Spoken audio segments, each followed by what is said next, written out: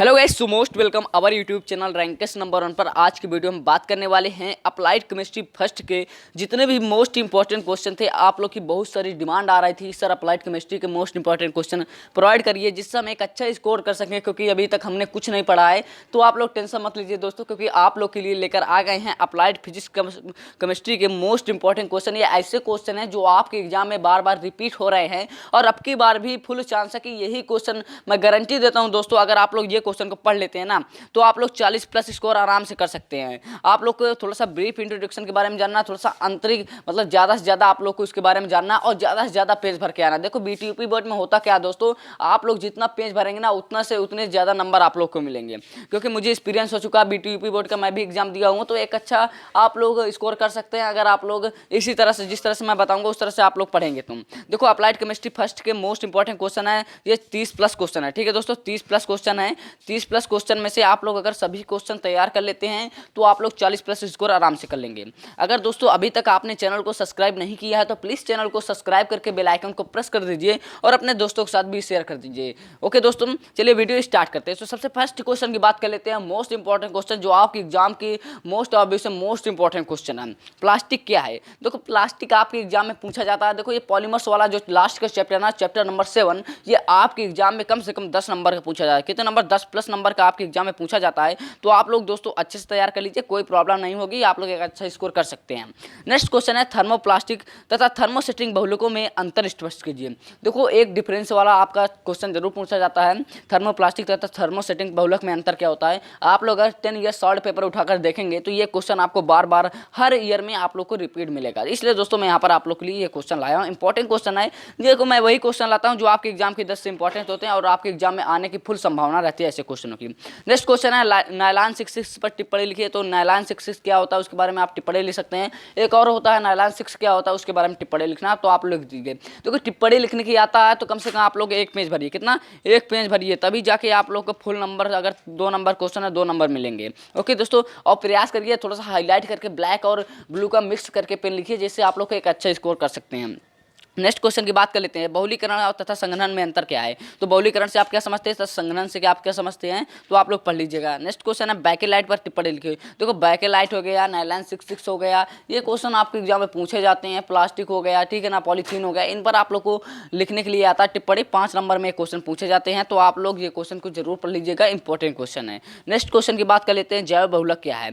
ठीक है ना, जैव बहुलक क्या है, इसे आप लोग कहते हैं बायोलॉजिकल पॉलीमर्स क्या है इंग्लिश में। ठीक है दोस्तों, क्योंकि आप लोग की डिमांड थी सर इंग्लिश और हिंदी में दोनों बताइए, तो मैं इंग्लिश और हिंदी दोनों में बताने का प्रयास करूंगा। आप लोग क्वेश्चन को नोट करिए और क्वेश्चन को नोट करने के बाद आप लोग ये क्वेश्चन को पढ़िए।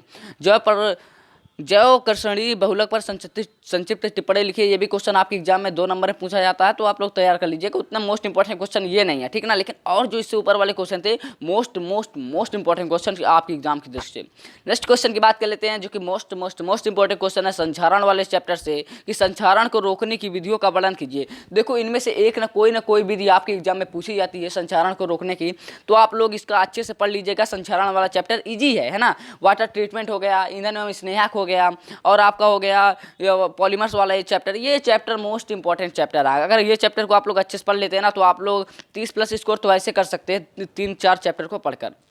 ओके दोस्तों, नेक्स्ट क्वेश्चन से बात कर लेते हैं, जंग लगने की। यहाँ पर जंग लगने की क्रिया विधि लिखिए। तो आप लोग बता सकते हैं जंग कैसे लगता है, पूरा आपको रिएक्शन सहित आप लोग को पूरा दर्शाना है, तो आप लोग आराम से दर्शा सकते हैं, कोई बड़ी बात ना है। संचारण के विद्युत सिद्धांत पर टिप्पणी लिखिए। देखो मैंने आपको यहाँ पर पहले बता दिया संचारण को रोकने की कितनी विधियाँ हैं, सभी विधियों के बारे में थोड़ा सा आप ब्रीफ इंट्रोडक्शन ले लीजिएगा, थोड़ा गहराई से पढ़ लीजिएगा, जिससे आप लोग को कुछ ना कुछ तो याद रहेगा, है ना दोस्तों। देखो होता क्या दोस्तों, बुक से पढ़ने का एक फ़ायदा होता है, आप लोग थोड़ा सा पढ़ेंगे, अगर पढ़ेंगे बुक पढ़ेंगे तो आपको कुछ ना कुछ याद रहेगा, उसका कुछ ना कुछ पॉइंट आपको याद रहेंगे। लेकिन आप लोग बस मोस्ट मोस्ट मोस्ट पढ़ेंगे तो उसमें क्या होता है, जो पढ़ेंगे वो तो भूल जाएंगे, तो फिर क्या याद रहेगा। लेकिन बुक से पढ़ने से एक फायदा होता है कि आपको कुछ ना कुछ याद रहेगा। नेक्स्ट क्वेश्चन है, इंपॉर्टेंट क्वेश्चन है दोस्तों। इससे पहले इंपॉर्टेंट क्वेश्चन बताने से पहले अगर आपने अभी तक चैनल को सब्सक्राइब नहीं किया है तो मैं बार बार बोल रहा हूँ कि आप लोग चैनल को सब्सक्राइब कर दीजिए। इसलिए मैं बोल रहा हूँ, देखो मुझे कोई शौक नहीं है आप लोग सब्सक्राइब करें ना सब्सक्राइब करें, लेकिन आपके हित के लिए मैं बोल रहा हूँ दोस्तों, कि अगर आपके पास नोटिफिकेशन जाएगा मोस्ट इंपॉर्टेंट क्वेश्चन को तो आप भी एक अच्छे स्कोर कर सकते हैं, क्योंकि आप ऐसे क्वेश्चन मैं प्रोवाइड करा रहा हूँ जो आपके एग्जाम में बार बार पूछे जाते हैं, इसलिए दोस्तों मैं ऐसे आपको सब्सक्राइब करने के लिए बोल रहा हूँ। ओके दोस्तों, नेक्स्ट क्वेश्चन की बात कर लेते हैं। संचारण से आप क्या समझते हैं? संचारण को प्रभावित करने वाले कारक लीजिए, तो आप लोग बता दीजिएगा। मोस्ट इंपॉर्टेंट चैप्टर है, मोस्ट इंपॉर्टेंट क्वेश्चन चैप्टर से मोस्ट इंपॉर्टेंट क्वेश्चन है ये। ओके, संचारण को अम्ल संचारण सिद्धांत पर टिप्पणी लिखे। ऊपर बता चुका हूँ कि जितने भी संचारण के सिद्धांत हैं उनको सभी पढ़ लीजिएगा, इंपॉर्टेंट है। विद्युत रासायनिक श्रेणी पर टिप्पणी लिखिए, आता है 2 नंबर में लिखने के लिए, तो आप लोग आराम से लिख देंगे, कोई बात बड़ी बात ना है। मानक इलेक्ट्रोड विभव क्या है? देखो हर बार पूछा जाता है मानक इलेक्ट्रोड विभव क्या है, और इसके एक रिलेटेड इक्वेशन पूछी जाती है जिसे हम नष्ट इक्वेशन कहते हैं। ये आपके एग्जाम में बार बार पूछी जाती है, तो आप लोग इसे जरूर पढ़िएगा। अब चयन तथा उपचयन, या इसको आप रेडॉक्स रिएक्शन कह सकते हैं, रेडॉक्स अपक्रिया कह सकते हैं, ये भी आपके एग्जाम में आता है, तो आप लोग पढ़ लीजिएगा। ओके दोस्तों, नेक्स्ट क्वेश्चन की बात कर लेते हैं। विद्युत अपघटनी सेल क्या है? देखो सेल वाले चैप्टर, सेल वाला जो आपका क्वेश्चन होते हैं ना, थोड़ा सा हर बार पूछे जाते हैं। आप लोग देखे होंगे प्रीवियस ईयर क्वेश्चन उठाकर, तो ये क्वेश्चन बार बार रिपीट हुआ है कि विद्युत अपघटनी सेल क्या है, इसके एग्जाम्पल, तो आप लोग आराम से कर सकते हैं, कोई बड़ी बात ना है। नेक्स्ट क्वेश्चन की बात कर लेते हैं। पानी के जो टीडीएस स्तर में वर्गीकरण करती है। देखो पानी का जो निर्धारण किया जाता है ना, वो टीडीएस स्तर पर किया जाता है, उसका वर्गीकरण करना है, तो आप लोग कर लीजिए। ये आपका प्रैक्टिकल भी करवाया गया होगा आई थिंक आपके एग्जाम में, आपके इस कॉलेज में, तो आप लोग को कुछ ना कुछ इसके बारे में पता होगा। ओ हेनर विधि लिखिए, तो ओ हेनर विधि आप लोग पढ़े होंगे, तो आप लोग आराम से कर सकते हैं। अब क्रामर तथा फेना, देखो ये क्वेश्चन आपके एग्जाम की दृष्टि से most most most important question है। इससे एक क्वेश्चन यहाँ पर नहीं लिखा, लेकिन उसको मैं बताऊंगा। ओके दोस्तों, अब क्रामर तथा फेनन क्या है, इसको किस प्रकार रोका जा सकता है? देखो आप क्रामर तथा फेनन हो गया है, ठीक है ना। एक आता है आपका सल्क तथा अपवंक, क्या होता है दोस्तों, नोट कर लीजिए। सल्क तथा अपवंक क्या होता है, इसके बारे में आप लोग को लिखना होता है। देखो यहाँ पर नहीं लिखा, लेकिन मुझे पता है दोस्तों, ये क्वेश्चन आपके एग्जाम की दृष्टि से मोस्ट इंपॉर्टेंट क्वेश्चन, इसलिए मैंने आपको बता दिया। जल की स्थायी कठोरता का निर्धारण लिखिए। जल की जो स्थायी कठोरता होती है ना, उसका निर्धारण लिखिए। इसको कैसे, जल की स्थायी कठोरता कैसे दूर किया जा सकता है, इसकी विधियाँ लिखिए। जैसे परम्यूटेट हो गई, उबाल कर हो गई, परम्यूटेट जियोलाइट विधि हो गई, क्लोरीनकरण द्वारा, इस तरह आप लोग पढ़ लीजिए, इजी क्वेश्चन है। ओके दोस्तों, बफर विलेन तथा उनके महत्व पर संचित टिप्पणी लिखिए। देखो आपको बफर सोल्यूशन के बारे में पता होगा, ये क्वेश्चन आपके एग्जाम की दृष्टि से मोस्ट इंपॉर्टेंट क्वेश्चन है। देखो यहाँ पर जितने भी क्वेश्चन मैंने दिया है ना, ये सभी मोस्ट इंपॉर्टेंट क्वेश्चन है। मैं गारंटी देता हूँ, अगर आपने इतने क्वेश्चन पढ़ लिए ना, इतने जितने क्वेश्चन मैंने आपको दिया है ना, अगर आपने उतने क्वेश्चन पढ़ लिए, तो आप लोग आराम से 40+ स्कोर कर सकते हैं। आप चाहे जो कुछ पढ़ें और ना पढ़ें, it is not matter. Okay दोस्तों, आप लोग को मैं जितने इंपॉर्टेंट क्वेश्चन दे रहा हूँ ना, उतने क्वेश्चन आप लोग आराम से कर सकते हैं। नेक्स्ट क्वेश्चन की बात कर लेते हैं। सीओडी तथा बीओडी, देखो ये क्वेश्चन आपको फर्स्ट सेमेस्टर में केमिस्ट्री में मिलेगा, आप लोग सेकेंड सेमेस्टर में जाएंगे तो अन्य सब्जेक्ट में मिलेगा, और आप थर्ड सेमेस्टर में जाएंगे तो आपका ईवीएस में मिलेगा। इस तरह आपको ये अभी से पढ़े रहेंगे तो आपको बाद में भी नहीं प्रॉब्लम होगी, और ये क्वेश्चन आपके एग्जाम में जरूर पूछा जाता है। सीओडी तथा बीओडी में भेद कीजिए। देखो मैं इसका फुल फॉर्म बता देता हूँ। बायोलॉजिकल ऑक्सीजन डिमांड होती है बीओडी का, और सीओडी को होती है केमिकल ऑक्सीजन डिमांड। ओके दोस्तों, तो आप लोग आराम से कर सकते हैं। इस पर आप लोग को ज़्यादा बड़ा नहीं लिखना होता, बस एक पेज लिख दीजिएगा, इनफ हो जाएगा, ठीक है ना, ज़्यादा हो जाएगा।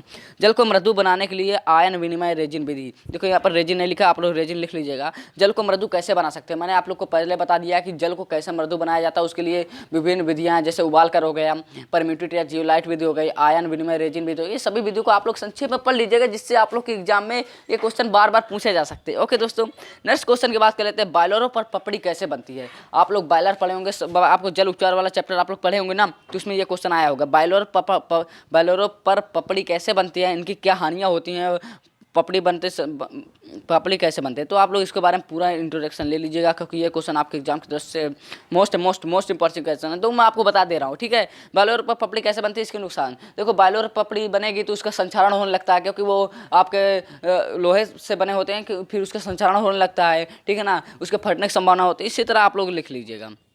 नेक्स्ट क्वेश्चन है, परम्यूटेट या जियोलाइट क्या होते हैं? देखो मैंने आपको पहले बता दिया कि कोई ना कोई आपकी जल को शुद्ध बनाने के लिए, जल को मृदु बनाने के लिए कोई ना कोई मेथड आपके एग्जाम में पूछा जाएगा, तो आप लोग क्वेश्चन को तैयार कर लीजिए।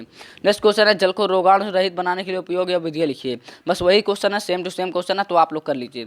ओके दोस्तों, नेक्स्ट क्वेश्चन आपके एग्जाम की दृष्टि से मोस्ट इंपॉर्टेंट क्वेश्चन है, कक्षकों को संकरण से आप क्या समझते हैं? संकरण क्या होता है, इसके सभी प्रकारों का उल्लेख कीजिए, चाहे SP संकरण हो, SP2 संकरण हो, SP3 संकरण हो, SP3D संकरण हो, SP3D2 संकरण हो। ये क्वेश्चन आपके एग्जाम में पूछे जाते हैं, तो आप लोग ये क्वेश्चन जरूर तैयार कर लीजिए। एमओटी थ्योरी क्या है, मॉलिक्यूलर ऑर्बिटल थ्योरी क्या है, ठीक है ना, यहाँ पर लिखा हुआ है मॉलिक्यूलर ऑर्बिटल थ्योरी क्या है, ये आपके एग्जाम में पूछी जाती है। एक थ्योरी और पूछी जाती है, विस्पर थ्योरी क्या है, ये क्वेश्चन और पूछा जाता है। नेक्स्ट क्वेश्चन है, हुंस को परिभाषित कीजिए। इसके बाद आपके लास्ट क्वेश्चन जो है ना, ये इंपॉर्टेंट क्वेश्चन है, आप लोग जरूर तैयार करिएगा। हुंस लॉ क्या होता है, या आपका बाउल लॉ क्या होता है, ये आपके क्वेश्चन आपके एग्जाम में पूछे जाते हैं, तो आप लोग ये क्वेश्चन जरूर पढ़िएगा। पाउली अपवर्जन नियम क्या है, क्या। तो पाउली अपवर्जन नियम क्या है आप लोग पढ़े होंगे, अगर नहीं पढ़े हैं तो पढ़ लीजिएगा। हाइजेनबर्ग का अनिश्चितता सिद्धांत हो गया। ये क्वेश्चन आपके एग्जाम में बार बार रिपीट होते हैं, इसलिए दोस्तों मैं यहाँ पर क्वेश्चन दिया हुआ हूँ। लास्ट क्वेश्चन है क्वांटम संख्या क्या है, इनके सभी प्रकार का संक्षिप्त विख्यात। देखो आप लोग को सभी क्वेश्चन समझ में आ गए हो, एक बार आप लोग स्क्रीनशॉट ले लीजिए। अगर दोस्तों अभी तक आपने चैनल को सब्सक्राइब नहीं किया है तो प्लीज़ चैनल को सब्सक्राइब करके बेल आइकन को प्रेस कर लीजिए और आप लोग एक बार स्क्रीनशॉट ले लीजिए और अभी जाकर ये क्वेश्चन को अपने कॉपी में नोट करिए और अपने बुक से इसका आंसर ढूंढिए और उसको पढ़िए। अगर आप लोग पढ़ लिए ना, अगर दोस्तों आप लोग ये क्वेश्चन पढ़ लिए ना, अगर आपने अभी तक कुछ नहीं पढ़े थे तब भी ये क्वेश्चन आप लोग पढ़ लिए तो आप लोग 40+ स्कोर कर सकते हैं। बस लिखने का तरीका मैं आप लोग को बता दूंगा जब आप एग्जाम के पहले, इसलिए दोस्तों कहता हूँ चैनल को सब्सक्राइब कर लीजिए। ओके दोस्तों, मिलते हैं नेक्स्ट वीडियो में, तब तक के लिए थैंक्स फॉर वाचिंग गाइज। और अगर किसी क्वेश्चन में आपको प्रॉब्लम आ रही है तो वो क्वेश्चन आप कमेंट करके बताइए, मैं उसको आपको सॉल्यूशन के साथ उस वीडियो को प्रोवाइड करा दूंगा। मिलते हैं नेक्स्ट वीडियो में, तब तक के लिए थैंक्स फॉर वाचिंग गाइज।